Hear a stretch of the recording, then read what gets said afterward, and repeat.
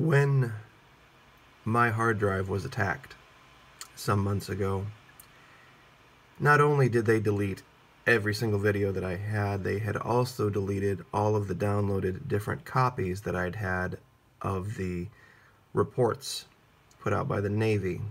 And I'm wondering now if that was the real goal, because in one of those reports there was a reference to a near miss that the Fitzgerald had had in the previous months, and I remember doing an entire day's research attempting to find anything online referencing it other than that report. And I couldn't find anything at all, and I've gone back to the reports now, and that reference has been scrubbed. So at this point it would be just me telling you that it was there and you having faith in my belief that way, and I really don't like doing that. I like to say something and then say, here's my backup for it, where you can go find that. But we've been blessed and honored to have the father of Xavier Martin here at the channel commenting, and he has also made this comment as well.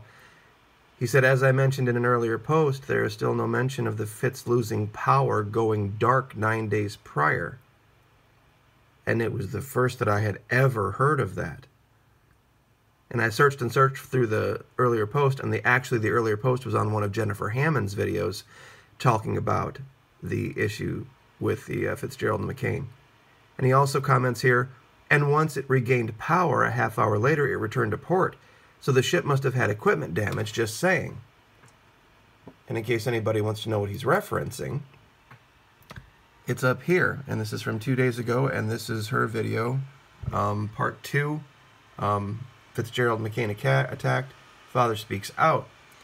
It says, you know, reading the comments here and there, not anywhere has it been mentioned that the ship lost power 9 days prior to the crash. And, you know, we've responded to him and told him that we are basically going to allow him to set the pace for his level of involvement with the channel. And so we are going to do that, and we're going to continue to honor that.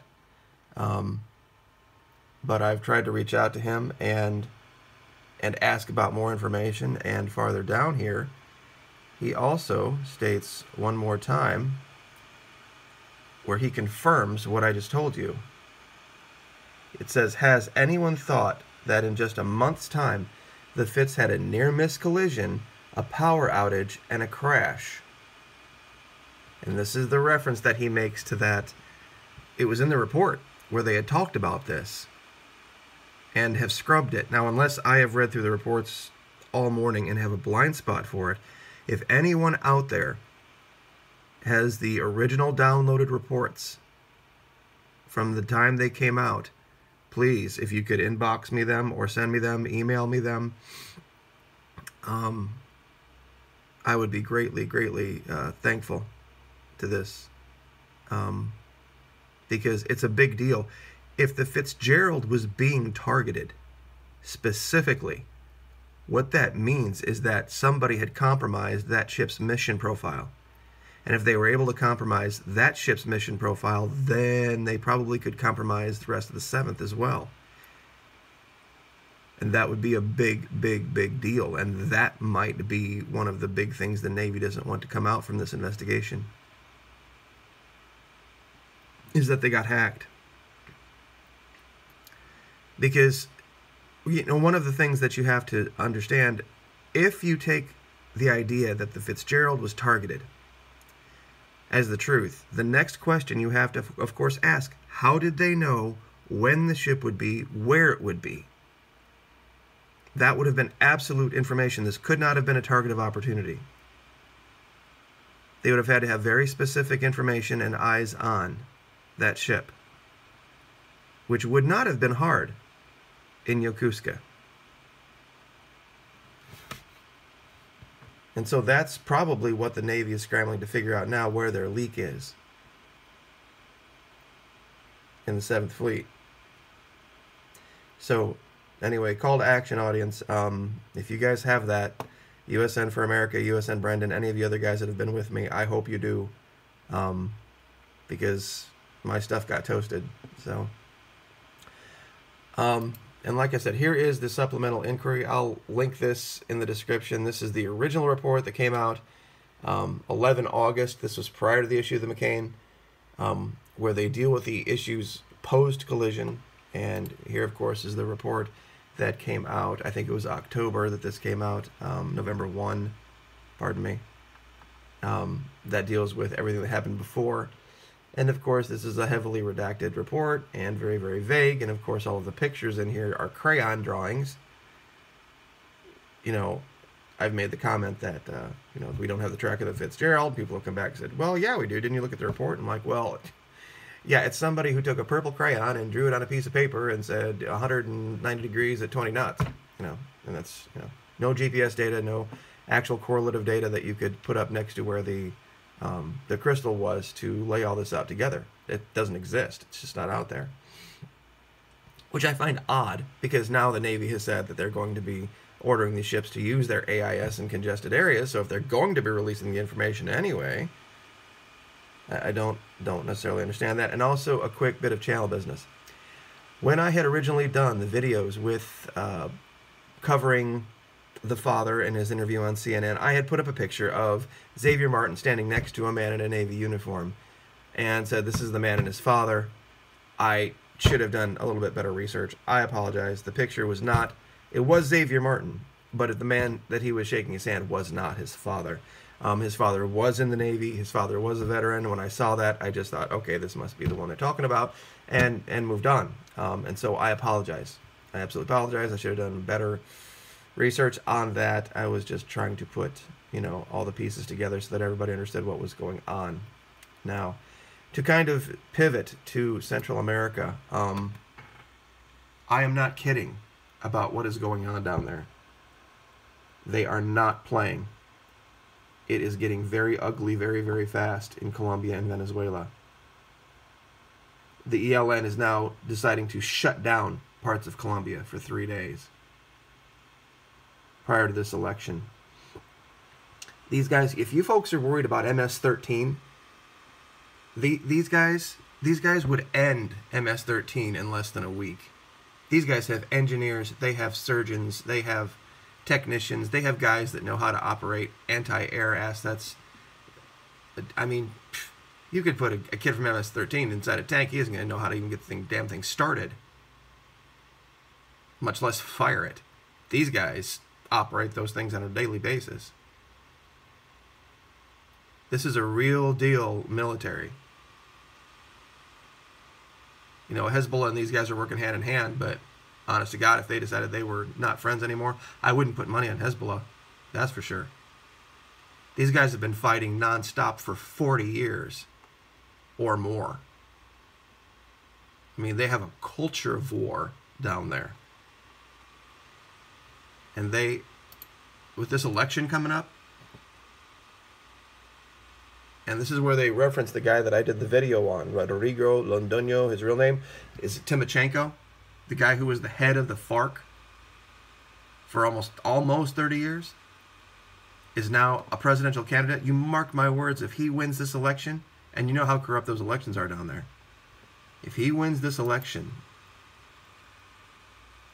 and they cut some deal over in Venezuela to get rid of Maduro and let Aissami take over, I cannot overstate it, guys, how much danger Panama would be in.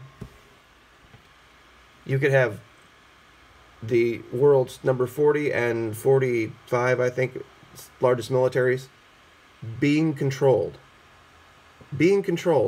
by Assyrian Druze tied to Hezbollah and the former commander of the most dangerous terrorist organization maybe in the world, given the amount of time that they've been operating and what they've been able to affect. Those would be, and they would be buddy-buddy. Venezuela and Colombia would be the bestest of friends if that ever happened. They might as well just get rid of the border at that point, because you'd have two kingpin terrorists in charge of the militaries and the finances of Colombia and Venezuela.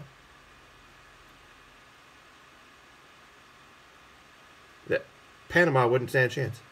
There'd be nothing we can do about it. And now that we see this issue with our Navy ships, that if they have designs or control, the Russians or the Chinese, and can at will muck with their signal, muck with the GPS, muck with the AIS. I mean, that's the fundamental thing that you need on a Navy ship. I remember the very first thing I said when the issue of the Fitzgerald came out. I'm like, that ship, that style of ship, that ship lives and dies on its ability to know where it is in real time in space, 3D space. The systems aboard that ship, those radars are designed to launch missiles hundreds of miles and put them within a 2 square foot area. And the only way you do that is you know exactly where you are, exactly how fast you're moving and at what direction. And the idea that they, at the time anyway, that they didn't know about the freighter, which we've shown clearly they did.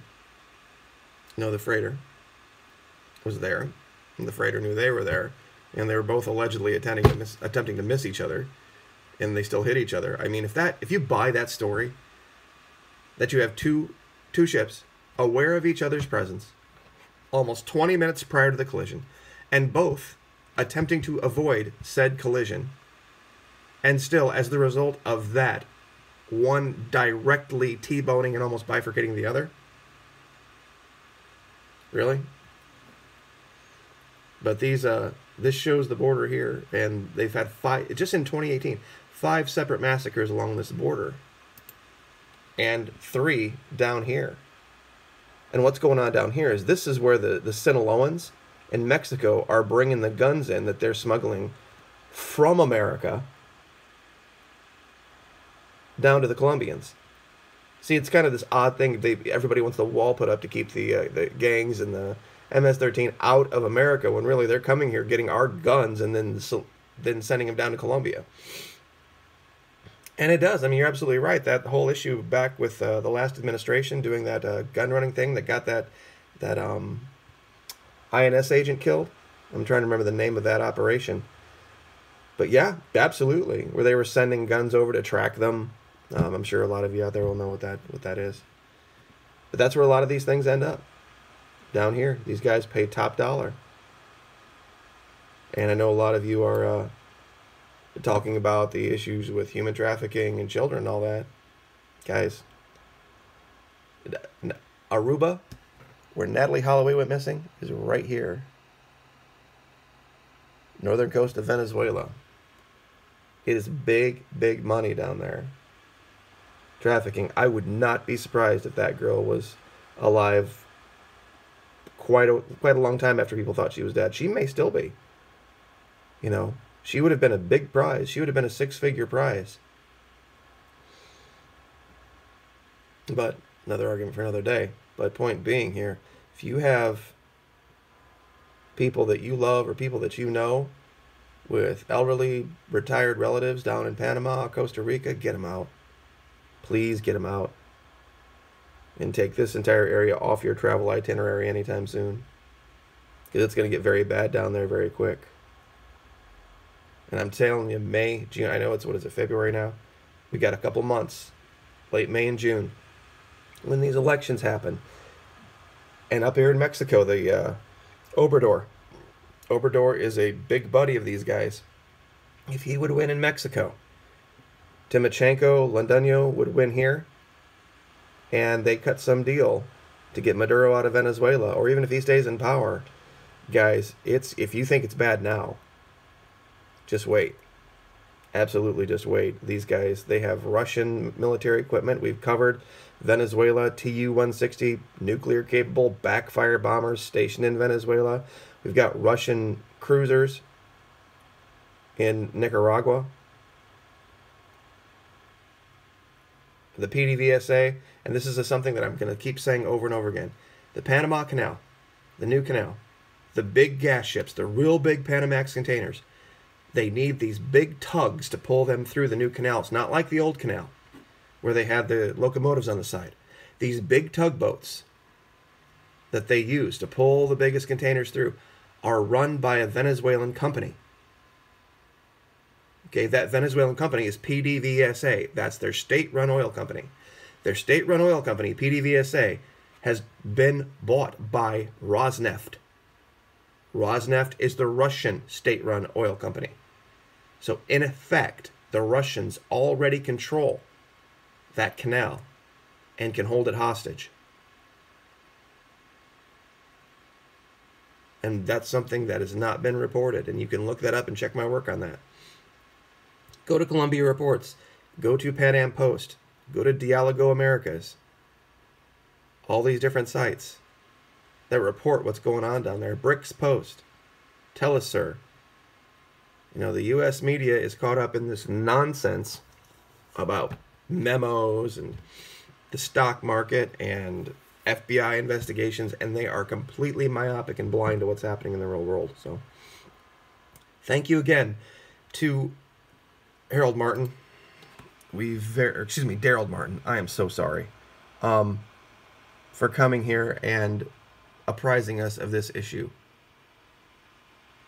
that we are going to attempt to the very best of our ability to honor his son, his sacrifice, those sailors, and protect the officers who are now going to be tried to put in jail for something that is a much bigger issue. Anyway, thank you. Like, share, subscribe, and we will see you next time. Thank you.